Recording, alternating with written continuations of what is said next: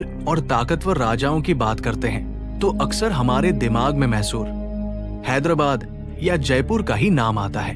क्या आप जानते हैं कि बिहार की ऐतिहासिक मिट्टी में एक ऐसा महान साम्राज्य दफन है जिसकी ताकत के आगे अंग्रेज भी सिर झुकाते थे?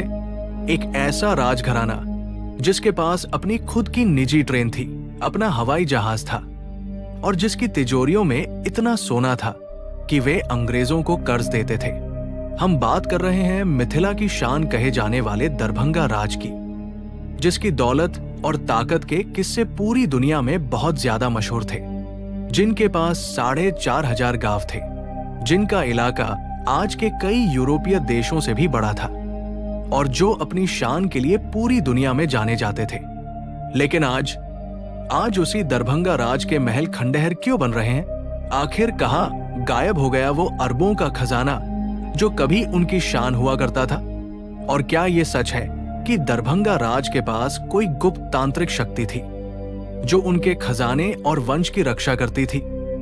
चलिए आज सच जानते हैं। चलिए इतिहास के पन्नों को पलटते हैं और जानते हैं दरभंगा राज की पूरी कहानी, जो शुरू होती है ज्ञान, त्याग और एक अनोखे वरदान की दास्ता से। आमतौर पर राजा बनने के लिए युद्ध लड़ना पड़ता है, तलवारें चलानी पड़ती हैं, लेकिन दरभंगा राज की नींव तलवार से नहीं। महामहोपाध्याय पंडित महेश ठाकुर मुगल बादशाह अकबर के दरबार में शास्त्रार्थ डिबेट करने के लिए दिल्ली पहुंचे थे। उनकी विद्वता और तर्कों को सुनकर बादशाह अकबर इतना ज्यादा प्रभावित हुआ कि उसने खुश होकर कहा, पंडित जी आप मांगो, आज आप मुझसे क्या मांगते हो? पंडित महेश ठाकुर ने अपने लिए धन दौलत नहीं मांगी, उन्होंने सिर्फ सम्मान मांगा। अकबर ने उनकी सादगी देखकर खुश होकर पूरा मिथिला क्षेत्र उन्हें उपहार में दे दिया। कहा जाता है कि अकबर ने एक ताम्रपत्र पर लिख कर दिया था, जाओ पंडित जी, आज से ये पूरा मिथिला तुम्हारा हुआ। यहीं से शुरुआत हुई खंडवाला राजवंश की। एक विद्वान ब्राह्मण परिवार अब शासक बन चुका था। ये भारत के इतिहास की सबसे अनोखी घटना थी, जहां कलम की ताकत ने तलवार को पूरी तरह हरा दिया था। धीरे धीरे ये राजघराना भारत की सबसे बड़ी जमींदारी बन गया। इनका साम्राज्य बंगाल और बिहार के कई जिलों तक फैल गया, जो कि एक बहुत बड़ा इलाका था। लेकिन अब सवाल आता है कि इनके पास इतना पैसा आता कहां से था? इनकी कमाई का मुख्य जरिया था जमीन, खेती और जनता से मिलने वाला लगान, टैक्स। दरभंगा महाराज ने अपने पूरे राज्य को व्यवस्थित रूप से अलग अलग सर्कल्स में बांट रखा था, ताकि टैक्स वसूलने में कोई भी परेशानी या गड़बड़ी न हो सके।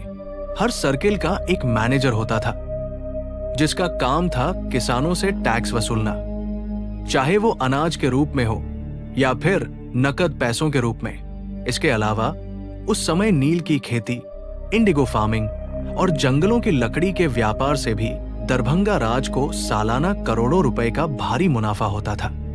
सन 1857 की क्रांति के समय जब पूरा भारत जल रहा था, तब दरभंगा राज ने एक बहुत ही कूटनीतिक चाल चली और अपनी सत्ता को बचाए रखा।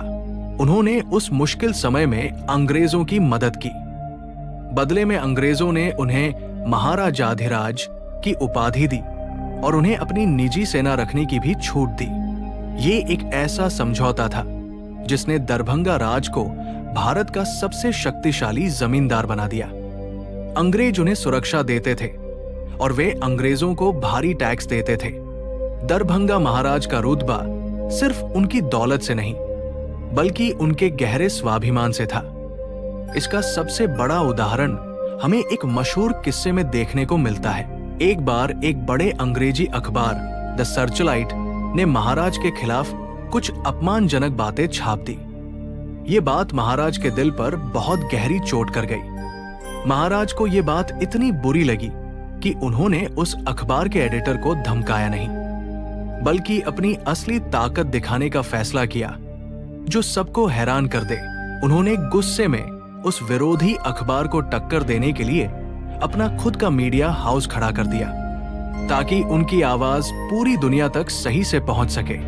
उन्होंने द इंडियन नेशन और आर्यावर्त जैसे अखबार शुरू किए और बाद में उस विरोधी अखबार को भी खरीद लिया जिसने उनकी बुराई करने की जुर्रत की थी।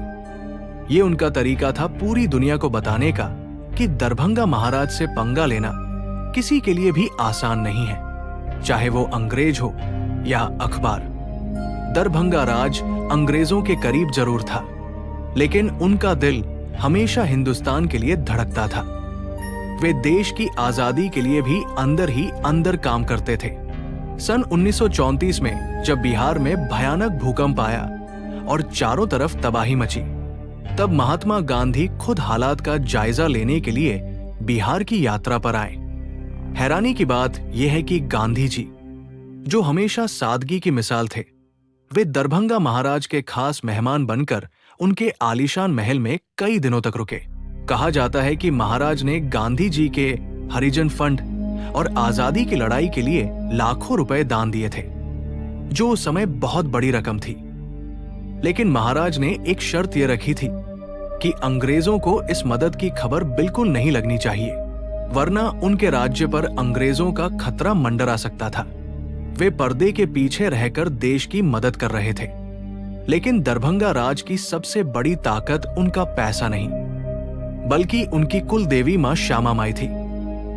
दरभंगा में स्थित मां श्यामा माई का मंदिर भारत के सबसे रहस्यमयी मंदिरों में से एक है, जहां की मान्यताओं और परंपराओं को सुनकर आप हैरान रह जाएंगे। क्या आप जानते हैं कि यह मंदिर शमशान भूमि में बना है? और सबसे रोंगटे खड़े करने वाली बात यह है कि यह मंदिर एक चिता पर है। यह भव्य मंदिर महाराज रामेश्वर सिंह की चिता पायर के ठीक ऊपर बना है। जी हाँ, जिस जगह राजा का अंतिम संस्कार हुआ उसी राख के ऊपर यह है। आमतौर पर शमशान को हिंदू धर्म में अशुभ माना जाता है, लेकिन यहाँ शमशान में ही सारे शुभ कार्य, मुंडन और शादियां बहुत धूमधाम से संपन्न होती है। यहाँ माँ काली भगवान शिव की छाती पर पैर रखकर नहीं, बल्कि सौम्य रूप में है, जिन्हें वाम काली कहा जाता है, जो भक्तों की हर इच्छा पूरी करती है।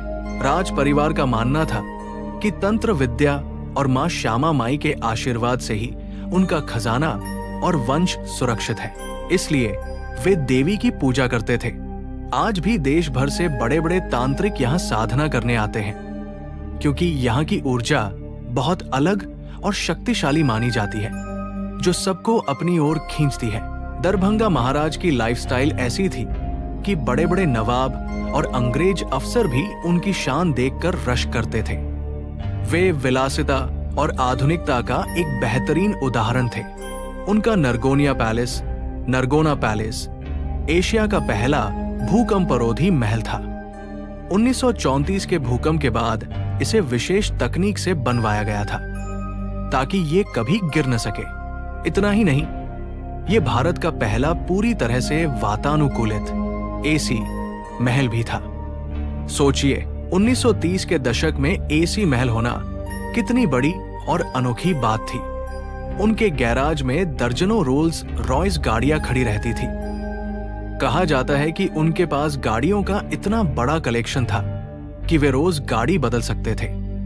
फ्रांस की रानी मैरी एंटोनेट का मशहूर और बेशकीमती नौलखा हार भी एक समय दरभंगा के खजाने की शोभा बढ़ाता था, जिसे देखने के लिए लोग तरसते थे। उनके पास अपनी निजी ट्रेन और हवाई जहाज भी थे। जब उनकी ट्रेन चलती थी तो लोग पटरियों के किनारे खड़े होकर सिर्फ उनकी झलक पाने का इंतजार करते थे।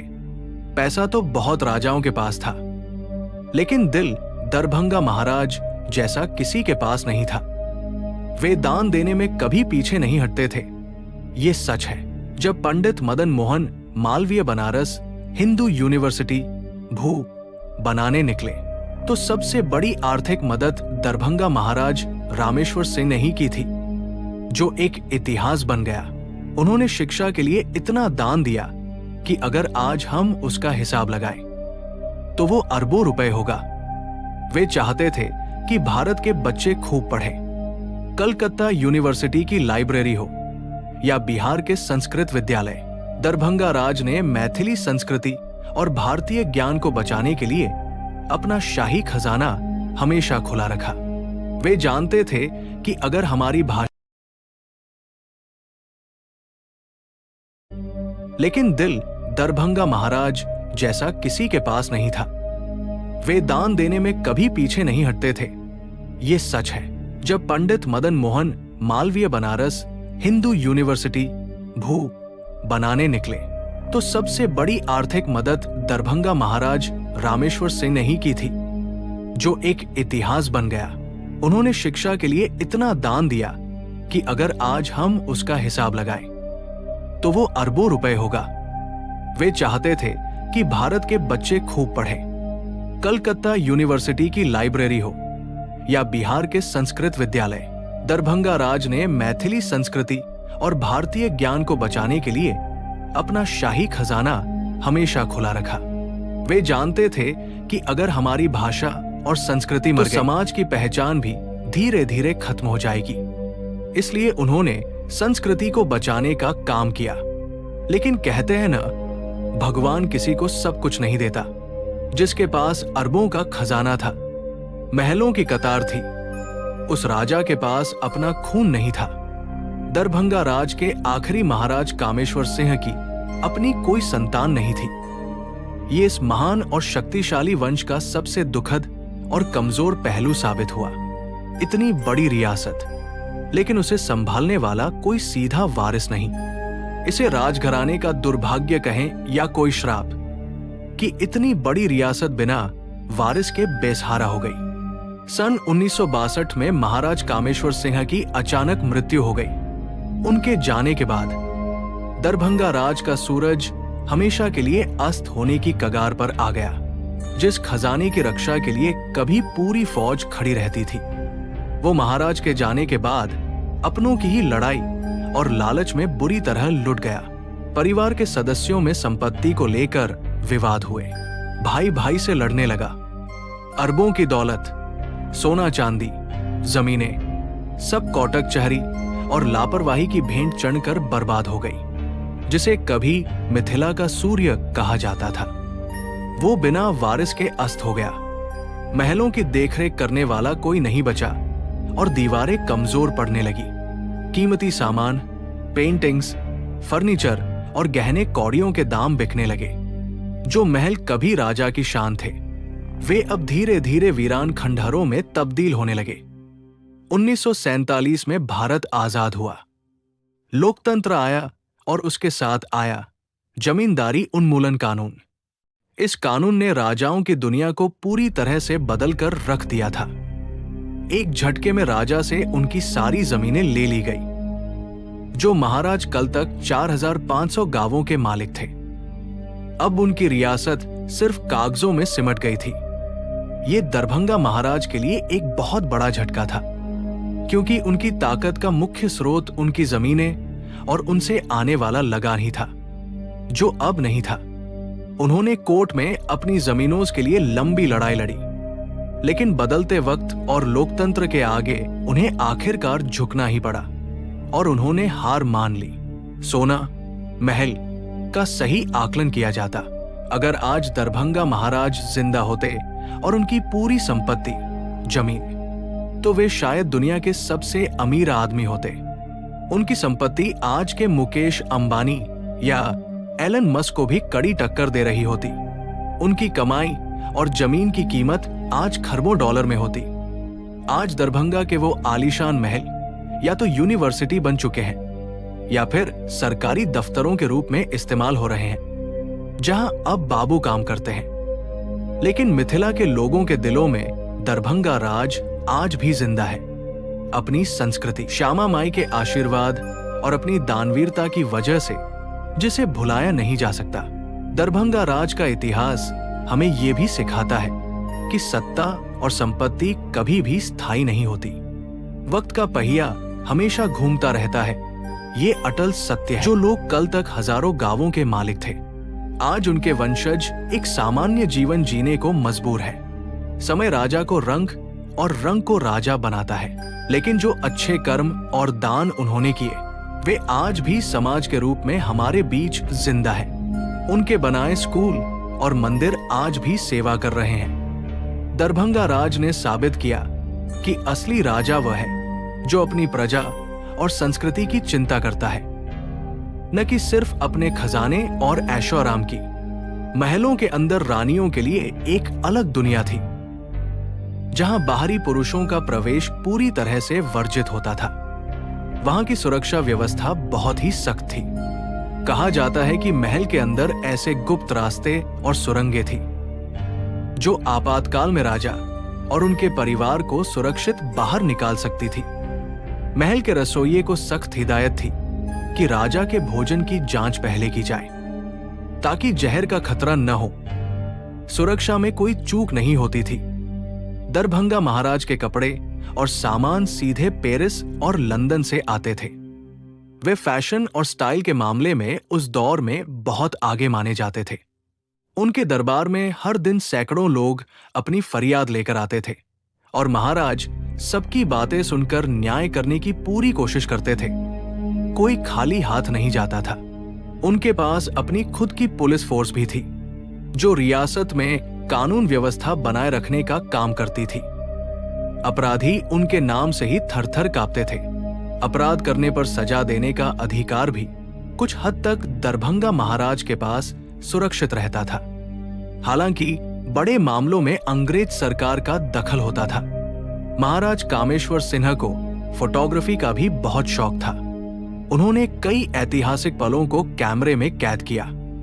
उनकी तस्वीरें आज इतिहास का एक अहम हिस्सा है। उनके द्वारा खींची गई तस्वीरें आज उस दौर के इतिहास और रहन-सहन को समझने का एक महत्वपूर्ण जरिया बन गई है, जो एक अनमोल धरोहर है। वे शिकार के भी शौकीन थे और अक्सर जंगलों में अपने मेहमानों के साथ शिकार पर जाया करते थे। ये राजाओं का एक पसंदीदा खेल हुआ करता था।